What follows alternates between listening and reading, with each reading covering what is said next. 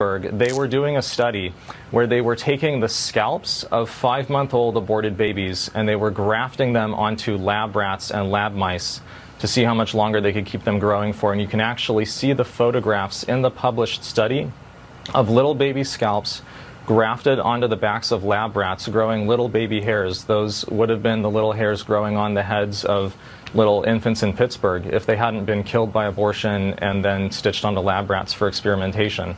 This study was funded by a grant, by multiple grants from the NIAID office, which is run by Dr. Anthony Fauci. And when I was undercover, Planned Parenthood abortion providers told me that they were the ones who were supplying the aborted baby body parts for experiments at the University of Pittsburgh. It's one of those stories we almost hesitated to do because it is so grotesque, but it seemed like in the public interest to tell the truth about what's happening. Has Fauci Absolutely accounted for this?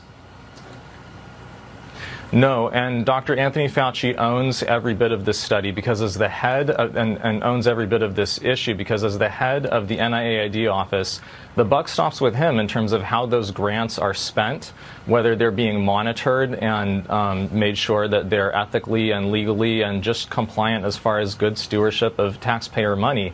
The fact that they were using scalps from 5-month-old aborted babies, that means that the heads of those children probably needed to be intact in order to get the scalps, which is an indication that those are either partial birth abortion or even infants delivered alive and whole. Did anybody at Dr. Fauci's office ever ask the researchers at Pittsburgh, hey, how are you getting those scalps? How are you getting whole scalps from the heads of fetuses without a partial birth abortion? I think that Dr. Fauci should be brought in front of the Senate or in front of the United States Congress and ask those questions directly about what his office did to make sure that these grants and that these barbaric experiments were in compliance with all the applicable federal laws and regulations for those federal taxpayer grants.